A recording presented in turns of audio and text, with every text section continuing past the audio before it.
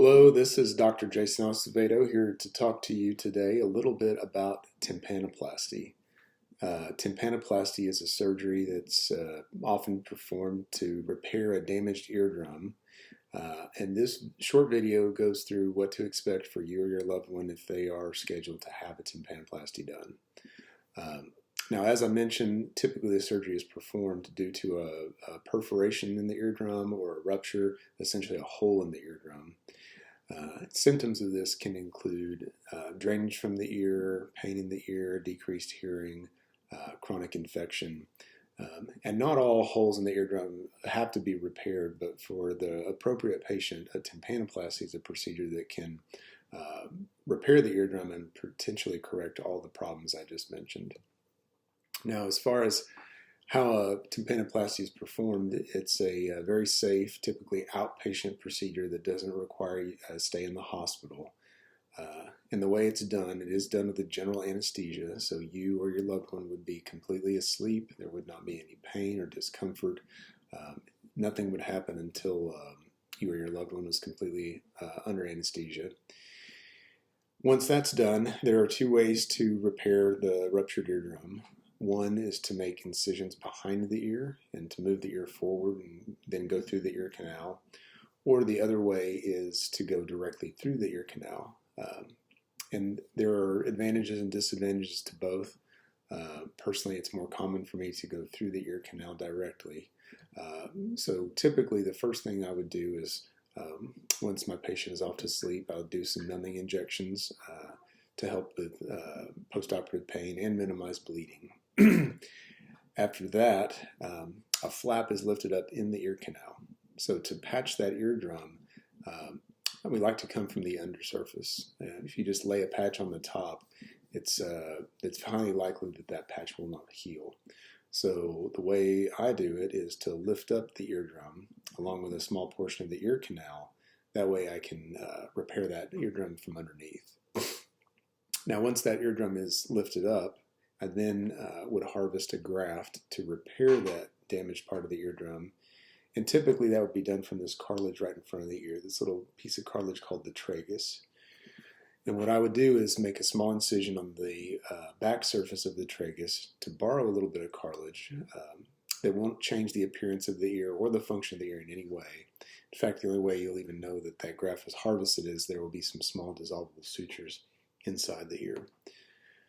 So once I've harvested that graft, I position it inside the middle ear.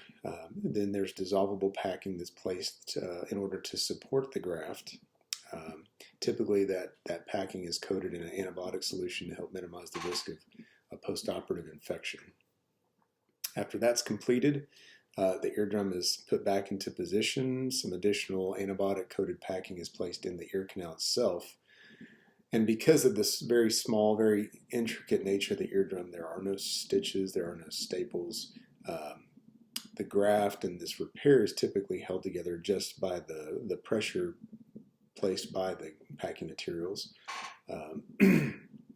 So afterwards, once the surgery is complete, and typically that surgery would take about an hour, patient would go to the recovery area where they would be anywhere from 30 minutes to an hour and a half. And once they're feeling okay, I'd discharge them, let them go home the same day unless there was some medical issue that prevented that.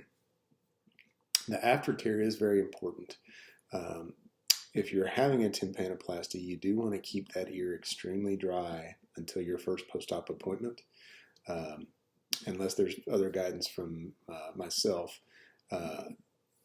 Water in the ear can actually damage the graft. It can cause infection. So when you're showering or bathing, some simple tricks. One is to just put a Vaseline-coated cotton ball in the ear.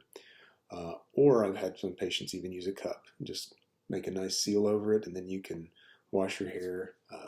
You do want to be sure not to submerge it if you're someone who likes to take baths. Afterwards, you will be discharged home with a pain medication, with an antibiotic, and with an ear drop. The pain medication is for as-needed use. The antibiotic, if it's prescribed, and it won't be in every case, but if you do receive an antibiotic, you would want to start that right after surgery. And then the ear drop, you're going to need to wait about 2 weeks and then start that ear drop. And that eardrop, it is an antibiotic, but it's being used more to help loosen the packing material as opposed to treating any kind of infection. So I tell patients wait about 2 weeks, and then for the side that had the surgery, start placing those eardrops in, and it'll be 4 to 5 drops 2 to 3 times a day. And that will help to loosen up that packing material, because you will have a follow-up at about 3 weeks where I'll start cleaning out some of that packing material, and you'll slowly start to see the hearing gradually increase after that visit. As for complications, fortunately they're very rare. With any surgery, bleeding, infection, and pain are possible. With all 3 of those are relatively minor complications for this surgery. A little bit of bloody discharge is normal. Some postoperative pain is normal, so you will be sent home with a pain medication. And infection is fortunately very rare, and that antibiotic-coated packing helps to prevent that. Some other concerns that may arise, some temporary dizziness is not uncommon, or just feeling off balance just because a portion of the surgery is performed in the middle ear, and that can affect your balance. And that's usually a temporary thing. Also, expect that after the surgery, your hearing will actually be worse in the affected ear, just because of the packing material, because of everything that's done with the surgery. Most patients will tell you that afterwards they feel as if they can hear less. That's temporary. That'll get better, so don't be alarmed. Other than that, really it's pretty straightforward. As far as other restrictions for patients that do a lot of vigorous physical activity, athletes, people who like to work out a lot, lift weights, people that have a very active career where they do a lot of outside labor or do a lot of heavy lifting, you do want to avoid that for the first 7 to 10 days, as well as blowing your nose. You really don't want to blow your nose for that first week, because that pressure can actually go up the ears and affect that graft. Outside of that, hopefully this will be a procedure that's tremendously helpful for you and your loved one.